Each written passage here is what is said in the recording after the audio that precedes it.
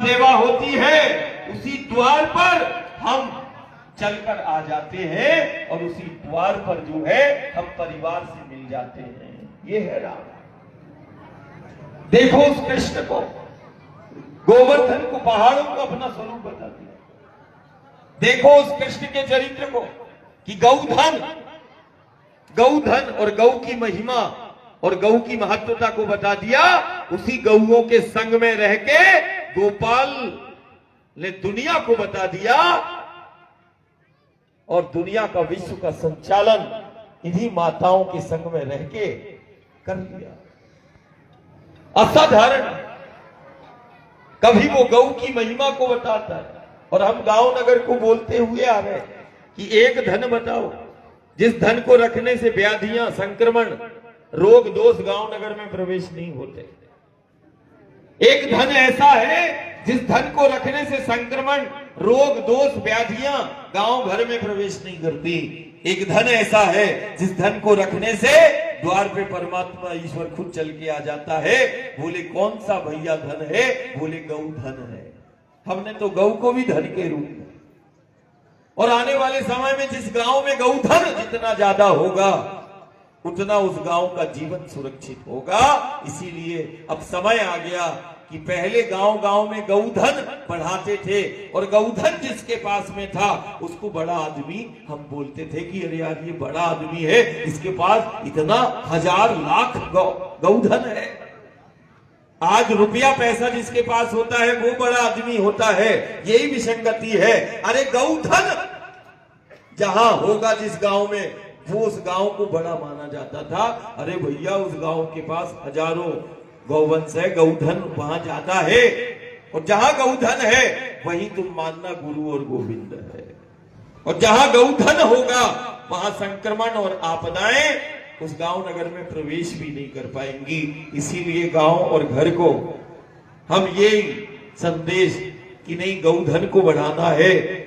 और जिन पेड़ पहाड़ों ने देवी और भगवती जहां से प्रकट हुई, शक्ति का प्रकट हुआ, और जिन पेड़ पहाड़ों में देवताओं ने आश्रय लिया, उन पेड़ पहाड़ों को तुम वैसे ही मानना जैसे मठ में एक मूर्ति में हम परमात्मा नहीं बोलते। उसको नहीं, तीसरा परिक्रमा है उसका, सिद्धू है वो, तीसरा परिक्रमा कर लिया भाई उसने। ताली बजाओ उसको, कुत्ता ना समझ लिया, कुत्ता में है, कुत्ता नो है ना। आजा देखा, ताली बजा। भैरव है, भैरव। देखो माता रानी के साथ दो बिल्कुल प्रत्यक्ष चीजें चलती है।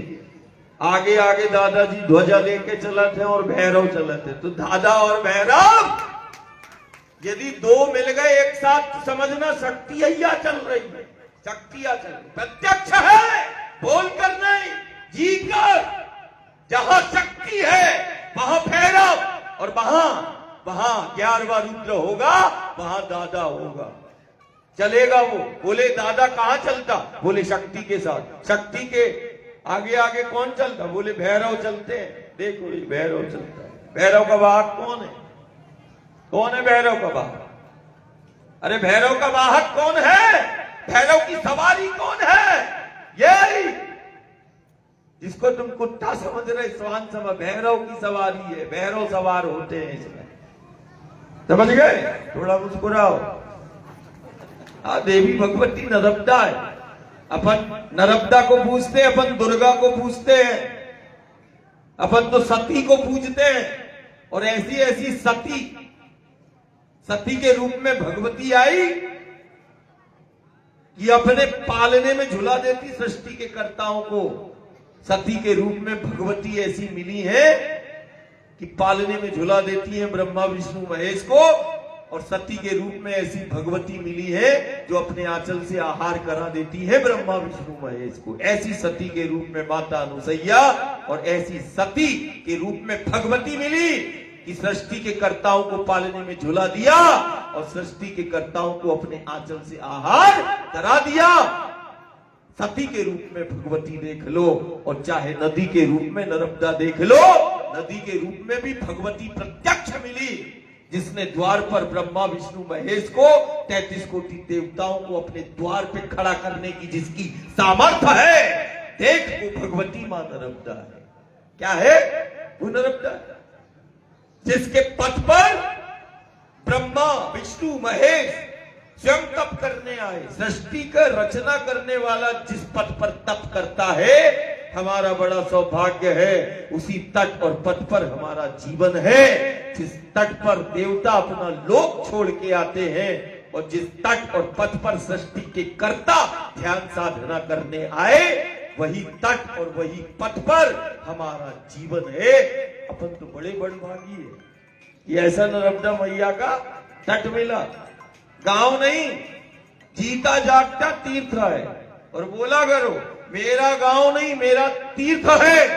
और नर्मदा का तट नहीं, ये तो जीता जागता मठ है।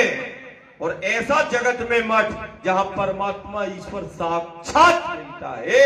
बोले कौन सा ऐसा दुनिया में मठ है जहां शक्तियां प्रत्यक्ष हैं? कौन सा दुनिया में ऐसा मठ है जहां पर परमात्मा और ईश्वर प्रत्यक्ष है और दुनिया ने देखा है? बोले नर्मदा का तट है। तो तट को ही मठ जानना है। क्या बोलना है? मेरा तट मेरा मठ। बोलो थोड़ा, मेरा तट मेरा तट। तो तट नहीं, जिस तट पर अपने गांव है वो जीता जागता मठ है शक्ति का। ये मठ है शंकर का, ये मठ है शिव का, ये मठ है देव का, ये मठ है महादेव का। बोले देवों के देव का मठ कहां है? बोले नर्मदा का तट। ये जीता जागता मठ है। क्या समझना है? और जब हम मठ समझेंगे तो उसमें गंदगी नहीं करेंगे, उसमें छेड़खानी नहीं करेंगे। अब मठ में कौन छेड़खानी करता है? जिस मठ में परमात्मा ईश्वर बैठा, जिस मठ में शक्ति का वास है, उस मठ के साथ कौन खेलेगा? तो अपने को तट नहीं, अपने को मठ समझना है कि नहीं? और हमने पिछले भी दौर भी कहा था, ये पूरा मैया का पथ है। इसको तो जो वृक्ष परमात्मा ईश्वर और देवता के स्वरूप है, हम गांव से यही कहते हैं कि नर्मदा के पथ पर जैसे मठ में मूर्ति की स्थापना होती है, ऐसे वो जागृत देव वृक्ष मूर्तियों को दोनों पथ के फलदार छायादार, वो जिसको तुम वृक्ष कह रहे, हमारे लिए तो वो परमात्मा ईश्वर और देवता का स्वरूप जानना। हम तो देवता की स्थापना करेंगे, पेड़ नहीं लगाएंगे। हम तो देवता को स्थापना कर रहे, ये पेड़ नहीं खड़े, हमारे देवता परमात्मा ईश्वर खड़े हैं। तो नर्मदा के पथ पर प्रत्यक्ष परमात्मा और ईश्वर की उन मूर्तियों को स्थापित कर दो जिनको हम वृक्ष कहते हैं। बहुत बड़ी सेवा हो जाएगी। वो परिक्रमावासी साधु और संत निकल रहा है भर दोपहरिया में, जब वो छाया, वो तुम्हारे द्वारा लगाया हुआ वृक्ष जो परमात्मा ईश्वर का स्वरूप है, जब वो बड़ा होगा और उसी छाया में ध्यान साधना साधु संत और परिक्रमावासी करेगा, तो सहस्त्र कोटि यज्ञ का फल तुम्हें प्राप्त हो जाएगा। इसीलिए नर्मदा के पथ के दोनों तरफ उन देव वृक्ष मूर्तियों की स्थापना करो। यही नर्मदा की सबसे बड़ी सेवा हो जाएगी। धरती को हरा भरा करो और हरि से मिल लो, परमात्मा ईश्वर से मिल लो। इस धरती का आंचल वृक्षों से विहीन मत करना। और जिस दिन वृक्ष हटते चले गए, हमारे गांव नगर संक्रमण आपदा का शिकार होते चले जाएंगे। इसीलिए इस धरती के इस आंचल में जो परमात्मा ईश्वर की मूर्तियां हैं, इन वृक्षों को ही समझना, पेड़ों को ही समझना है ना। नर्मदा मैया की। अब ऐसा लग रहा जैसे आज का पड़ाव यही है, आगे चलना है परिक्रमावासी। जय ओम जय ओम जय ओम। ऐसा हमारा भारत का ऐसा प्रेम है, परिवार का ऐसा प्रेम है कि हमें थोड़ी देर के लिए हमें ही लगने लगा कि आज का पड़ाव कहीं यही तो नहीं है।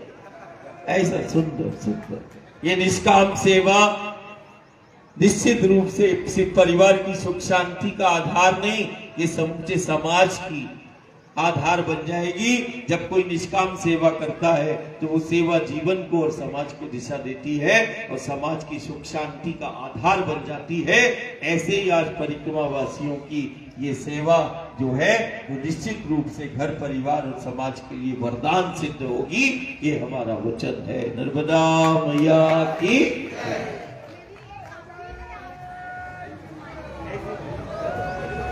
जय